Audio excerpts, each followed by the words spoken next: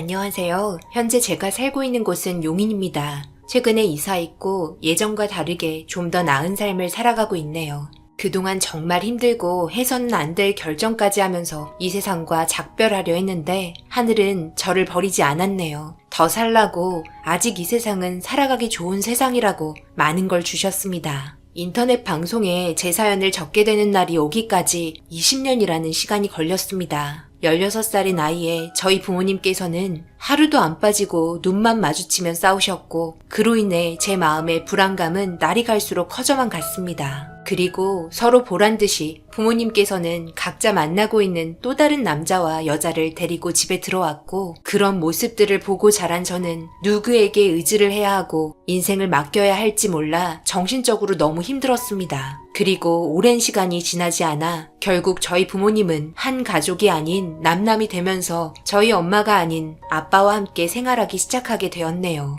엄마는 나중에 꼭 저를 데리러 오겠다는 말을 하시곤 한 번도 얼굴을 보여준 적도 없었고 연락이 온 적도 없었습니다. 희망을 품고 있었던 저에게 좌절만 주고 가셨네요. 차라리 아무 말 없이 떠나시지 왜 제 마음에 꼭 돌아올 거라는 기대를 품게 해줬는지 그로 인한 배신감은 너무나 크게 와닿았습니다. 그렇게 아빠와 살고 있는데 집에 불청객이 들어왔습니다. 엄마와 있을 때도 집에 자주 왕래했던 여자였고 우리 아빠가 뭐가 그리 좋아서 살림을 차리려고 하는 건지 이해가 되지 않았네요. 저에게는 의견조차 물어보지도 않고 결정권은 없었습니다. 새 아줌마는 그냥 눌러앉아 살면서 온 집안을 난장판으로 만들어놨습니다. 치우지도 않고 그렇다고 요리를 잘하는 것도 아니고 빨래도 일절 손도 대지 않았습니다. 그리고 항상 저를 보는 시선은 날카로웠으며 어떻게 하면 집에서 저를 내쫓을지 생각하는 듯 하루가 멀다 하고 저를 괴롭히기 시작했습니다. 너는 이 세상의 암덩어리 같은 존재야. 왜인 줄 알아? 네가 있음으로 인해 내가 자유롭지 않거든. 한 공간에 있는 것조차 숨 막히고 얼굴도 마주보고 싶지 않은데 이런 상황 어떻게 하면 좋겠니? 네 아빠가 너를 데리고 사는 게 너를 사랑해서 그런 거 같니? 어쩔 수 없이 키우고 있는 거야. 나한테 너 키우는 게 너무 힘들다고 술 먹고 한탄을 하더라. 솔직히 지금 너 나이면 나가서 벌어먹고 살 수 있는 나이 아니니? 집안일 조금 한다고 그게 너에게 엄청나게 큰 무기로 생각하고 있는데 나는 손이 없니 발이 없니? 그냥 네가 잡일하고 있으니까 내가 손 놓고 있는 거다. 지금 네가 16살이니까 앞으로 4년 남았네. 네가 20살이 되는 순간 자발적으로 나가라. 너도 나 보기 싫잖아. 네가 원하면 지금이라도 나가게 해줄 수 있어. 너희 아빠한테는 내가 잘 말해줄게. 제가 이 집을 왜 나가요? 절대 나갈 일 없고요. 그리고 그렇게 말하면 속이 좀 편하세요? 제가 암적인 존재라고요? 아줌마가 이 세상에 암적인 존재죠. 남의 가정 파탄낸 장본인이잖아요. 아빠가 아줌마 사랑이라도 하는 것 같아요? 시간 좀 지나봐요. 또 다른 여자 만날걸요? 제가 여자 바뀌는 거 한두 번 본 것도 아니거든요? 아줌마도 그냥 놀다 버리는 껍데기에 불과한 사람일 뿐이에요. 우리 아빠 돈 보고 접근하신 것 같은데 그렇게 호락호락한 분이 아니세요. 그리고 저와의 사이를 얼마나 많이 알고 계신지는 모르겠지만 그쪽이랑은 만난 지 이제 2년 정도 됐나요? 저와는 16년을 함께 했고 저를 키워주셨어요. 누가 더 소중한 존재겠어요? 아줌마는 제 손톱에 때만도 못한 존재세요. 아시겠죠? 아줌마와 한참 동안 말싸움이 벌어졌고 다 큰 성인이 저를 이겨먹겠다고 눈에 불을 켜고 말싸움에 지기 싫었는지 온갖 상처되는 말들을 퍼붓기 시작했습니다. 그러다 보니 점점 더 상황은 악화만 되어갔고 생각보다 사업이 잘 안 풀리는지 힘들어하던 아빠는 새엄마에게 정신적으로 의지하고 싶어 했습니다. 아무래도 저와의 대화보다 새엄마와의 대화가 좀 더 진지하고 속마음까지 꺼낼 수 있는 사이라서 그런 건지 아빠는 저를 신경 쓰기보단 점점 새엄마와 함께하는 시간이 많아졌고 결국 저를 집에서 내쫓는데 성공하고 말았네요. 이유는 간단했습니다. 제가 사춘기가 왔고 그로 인해 새엄마와의 트러블이 점점 심해져서 자기에게 정신적으로 너무나 큰 상처를 주고 아무리 노력해봤지만 서로에 대해 시간이 필요하다며 자주 왔다 갔다 하면서 돌봐주면 되니 방 하나 얻어주는 게 서로에 대해 좋을 것 같다는 말을 셋이 모여있을 때 하기 시작했습니다. 눈물을 흘리면서 아빠에게 기대해 슬픈 표정으로 여우 같은 짓을 하는데 그 모습이 너무 꼴보기 싫어 따로 나가 살겠다고 말했네요. 아빠는 잠시 고민을 하고 있었고 그 사이를 놓칠세라. 새엄마는 아빠에게 내일 집을 알아봐 줄 테니 너무 걱정하지 말고 자기가 자주 왔다 갔다 하면서 집에서 먹을 수 있는 반찬도 신경 써주고 집안일도 도와줄 테니 걱정하지 말라면서 아빠의 팔짱을 끼곤 서로에게 아직 시간이 필요하다고 좋은 엄마가 되고 싶다고 눈물을 흘리며 아빠를 쳐다보자 마지못해 고개를 끄덕였습니다. 결국 저보다는 새엄마와 함께하는 시간이 더 소중하고 좋다는 걸 인정하고 말았네요. 일 때문에 바쁜 아빠를 대신해 다음날 집을 알아봐주겠다던 새엄마는 저를 데리고 도착한 곳은 쪽방촌이었습니다. 그 동네는 분위기도 안 좋았고 나이 드신 분들도 많았습니다. 학교와의 거리는 걸어서 40분 정도였습니다. 그래도 전보다는 좋았습니다. 아빠 집에 있을 때는 버스를 타고 40분이었으니까요. 쿰쿰한 냄새와 엄청 작은 방은 저 혼자 살기에도 좁을 정도의 공간이었습니다. 저를 보면서 길에 내쫓지 않은 것만으로도 다행으로 생각하라며 다달이 한 달에 생활비 넣어줄 테니까 새엄마의 배려에 감사하라는 말을 끝으로 뒤도 안 돌아보고 사라졌습니다. 아빠는 제가 집을 나온 이후 얼굴 보러 한 번도 쪽방촌에 온 적이 없었고 매달 주겠다는 생활비조차 제대로 주지도 않았습니다. 안전이 보장되지 않은 공간에서의 삶에 잠도 제대로 잘 수 없었고 거의 노숙자들이 왔다 갔다 하는 곳이었습니다. 여름에는 숨이 막히고 겨울이 되면 뼈가 시릴 정도의 추위로 견디기 힘들었습니다. 돈이 없어 정말 비굴했던 삶 속에 할 수 있는 건 공부밖에 없었고 성공하겠다는 의지 하나만으로 꾹 참고 쪽방촌에서 4년을 버텼는데 20살이 되자마자 새엄마가 4년 만에 모습을 드러냈습니다. 그동안 잘 살고 있었냐? 우리야 요즘 워낙 사업이 잘 돼서 웃음이 끊일 날이 없단다. 내가 여기 찾아온 이유는 네가 20살이 됐으니 알아서 독립할 수 있는 나이가 됐잖아? 그래서 너 혼자 앞으로 살아가라고. 뭐 얼마 되지도 않은 집이긴 한데 이 정도도 너한테는 정말 과분했던 거 알지? 나중에 성공하면 꼭 갚아라. 그래도 새엄마라는 명분 때문에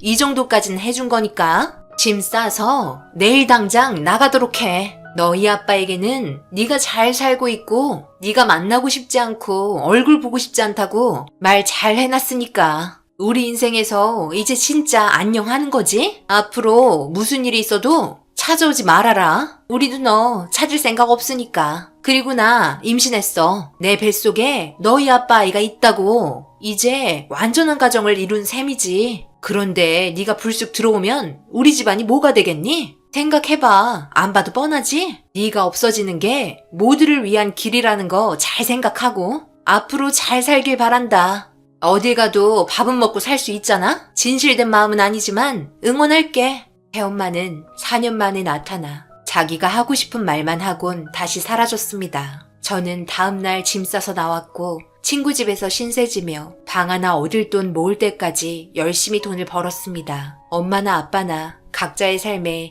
제가 그저 방해만 되는 존재였다는 생각에 정신적으로 힘들었지만 꼭 성공하겠다는 다짐 하나로 열심히 살았습니다. 하지만 세상은 그리 호락호락하지 않았고 매일 제자리 걸음이었네요. 고등학교 성적은 좋았지만 돈이 없어 대학교를 가지 못한 저는 먹고 살기 위해서 그리고 방 하나 얻을 돈 악착같이 모아서 친구 집에서 나왔지만 삶은 좋아지지 않았습니다. 10년이 지난 시점에도 크게 달라진 건 없었고 결국 제가 하게 된 일은 그저 생산직에서 하루하루 제품 검수하는 일이었네요.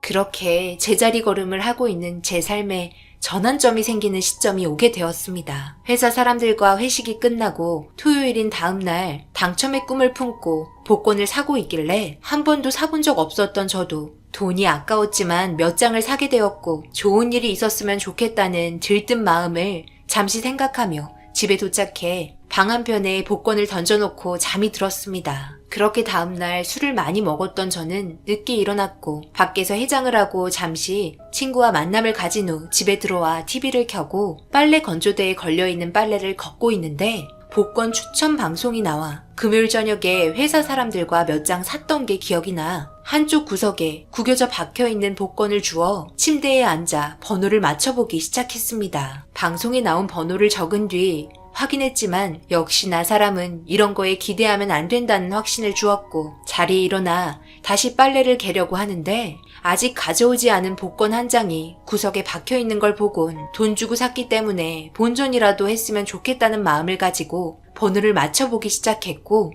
별 생각 없이 번호를 보며 고개를 왔다 갔다 하면서 몇 번이나 번호를 맞춰보고 눈을 비비며 확인하고 또 확인했는데 저는 1등에 당첨이 되었고 35억이라는 엄청난 금액을 받게 되는 인생 역전의 길에 서게 되었습니다. 저도 모르게 엄청난 큰 소리를 지르게 되었고 손발이 덜덜 떨리면서 밤새도록 잘못 본 건 아닌지 계속해서 번호를 맞춰봤습니다. 지갑 속에 당첨된 종이를 꼭꼭 숨겨두고 한껏 부푼 마음을 다스리며 침대에 누워 천장을 바라보면서 앞으로 변화될 삶을 상상하고 그동안 하고 싶어도 못했던 일들을 계획하며 다시 새로운 인생 계획을 세우기 시작했습니다. 그렇게 월요일 아침 회사에는 일이 있다고 말을 한 후 저는 아침 일찍 은행을 찾아가 1등 당첨된 복권을 보여줬습니다. 그리고 통장에 들어온 당첨금을 확인한 후 제 인생은 180도 바뀌기 시작했습니다. 제가 꿈꿔오고 계획했던 사업을 시작했고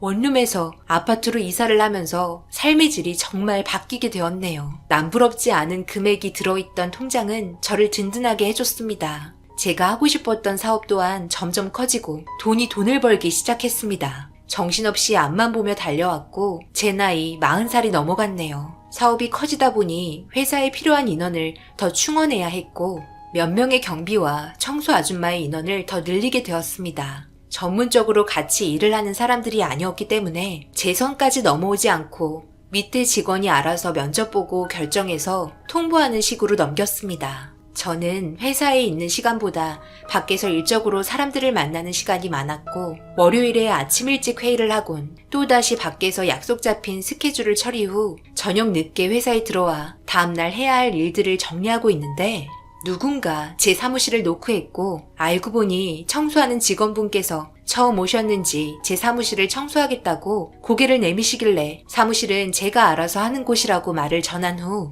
일에 집중하고 있는데 청소 아줌마께서 저에게 천천히 걸어오시더니 저를 보곤 승희 아니니? 라고 물어보는 말에 고개를 들어 아줌마를 쳐다보니 저희 회사에서 새로 일을 하게 된 사람은 다름 아닌 새엄마였습니다. 저는 순간 너무 놀라 멍하니 그 사람을 쳐다보고 있었고 저를 보며 반갑게 웃으면서 보고 싶었다고 인사하는 얼굴에 제 표정은 일그러졌고 그런 제 표정을 살피며 우물쭈물하면서 우두커니 서 있는 새엄마에게 한 소리 하려고 하는 찰나 제 사무실에 들어온 또 다른 사람은 다름 아닌 저희 아빠였습니다. 경비원 옷을 입고는 순찰 중이라는 말을 하면서 새엄마를 보곤 급하게 달려와 대표님 사무실에는 아무도 들어오지 못한다며 야단치면서 저에게 죄송하다고 굽신거리고 있는데 저를 보더니 놀란 눈빛으로 아빠도 제 이름을 불렀습니다. 상상조차 할 수 없는 상황을 보게 된 눈빛으로 두 분께서는 제가 뭐라고 한 것도 아닌데 잘못한 것처럼 겸손하게 서 있었습니다. 저는 직원을 불렀고 급하게 제 사무실로 들어온 직원에게 사람을 어떻게 뽑았냐고 물어보니 저희 회사와 계약한 용역 업체에서 새로 들어온 사람이고 부부가 함께하고 있어서 믿음이가 뽑게 되었다는 말을 듣게 되었습니다.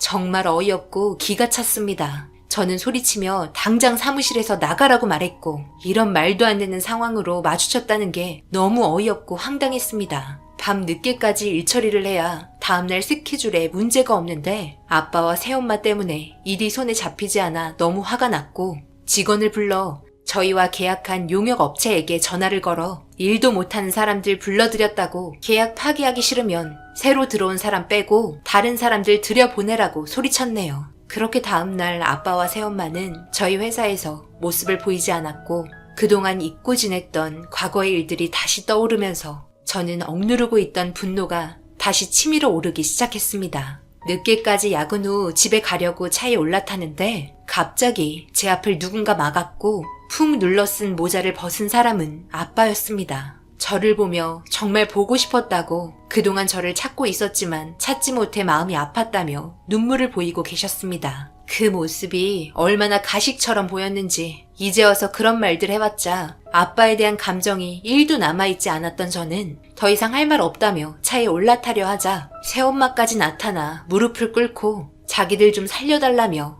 과거의 일들 죽을 때까지 사죄할 테니 저희 회사에서 일만 할 수 있게 해달라고 저에게 애원을 하셨습니다.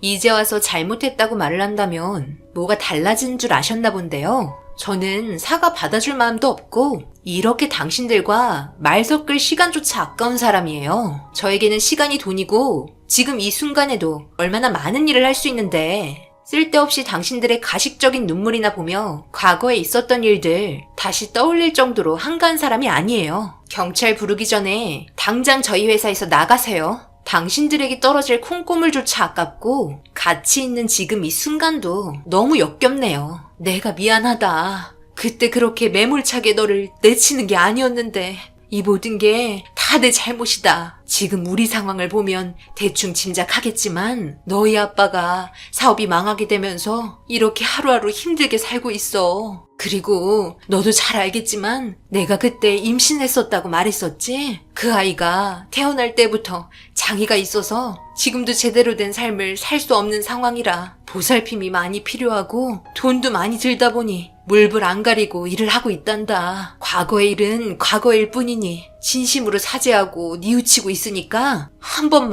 딱 한 번만 우리를 용서해 줄 수 없겠니? 제발 부탁이다. 제가 도와드릴 수 있는 방법은 없어요. 용서할 마음도 없고요. 정말 지푸라기라도 잡고 싶은 심정이라면 인생에 단 한 번의 기회를 드릴 수는 있을지도 모르겠네요. 지금 저희 회사가 투자하게 될 회사가 있는데 지금 가지고 계신 돈이 얼마가 있으신지는 모르겠지만 그쪽 회사의 주식을 산다면 좀 더 나은 삶을 살 수도 있겠네요. 하지만 장담할 수는 없어요. 선택은 자유이니 알아서 결정하세요. 잃을 수도 있고 딸 수도 있으니까요. 제가 해드릴 수 있는 도움은 여기까지인 것 같네요. 그렇게 되지도 않은 말들에 고맙다며 이 은혜는 잊지 않겠다고 회사 대표인 제 말을 찰떡같이 믿고 넙죽 받아들인 새엄마와는 달리 사업을 운영했던 아빠는 제가 한 말에 의미심장한 표정으로 바라보고 있었습니다. 당연히 제가 한 말들은 모두 거짓이었고 전 재산을 투자한다면 지금의 삶보다 더 최악의 삶을 살게 되는 구렁텅이에 빠지게 되는 덫이었습니다. 새엄마가 제가 던져놓은 미끼에 물었으니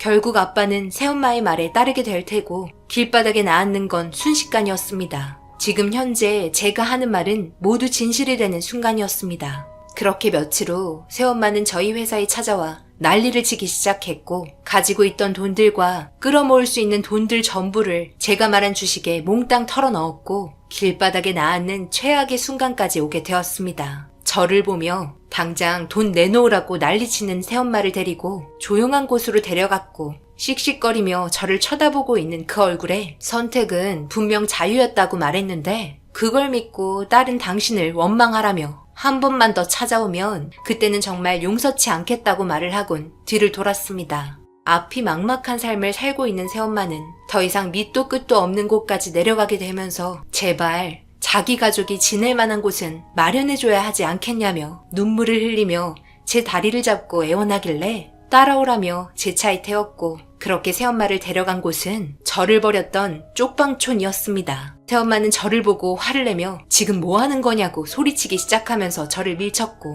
그때의 제 감정이 지금 당신과 똑같았다는 말을 하면서 쪽방촌 집주인에게 4년치 집세를 내주곤 16살 때부터 20살 동안의 집세 그 은혜 잊지 않고 다 갚아드리는 거라며 앞으로 세 가족 모두 쪽방에서 잘 먹고 잘 살라고 정중히 인사드리곤 뒤돌아왔습니다. 그때 이후로 몇 번 더 저희 회사에 찾아왔지만 다시는 접근도 하지 못하게 조치를 취했고 지금까지 모습을 보이고 있지는 않네요. 힘들게 살아온 만큼 억눌렀던 제 감정이 너무 크게 터진 건가 너무 심하게 행동을 했나 생각하며 거울에 비친 제 자신을 보면서 물어보았지만 어렸을 때 제가 겪었던 그때의 아픔과 상처들은 지금과는 비교될 수 없을 정도로 너무 컸기 때문에 저는 잘했다고 생각합니다. 후회 없는 결정했고 평생을 쪽방에서 살면서 저에게 했던 잘못된 행동들 뉘우치며 살았으면 좋겠습니다. 언젠가 제 마음이 누그러드는 날이 올까요? 여러분들께서는 만약 제 입장이셨다면 어떤 결정을 내리셨을까요?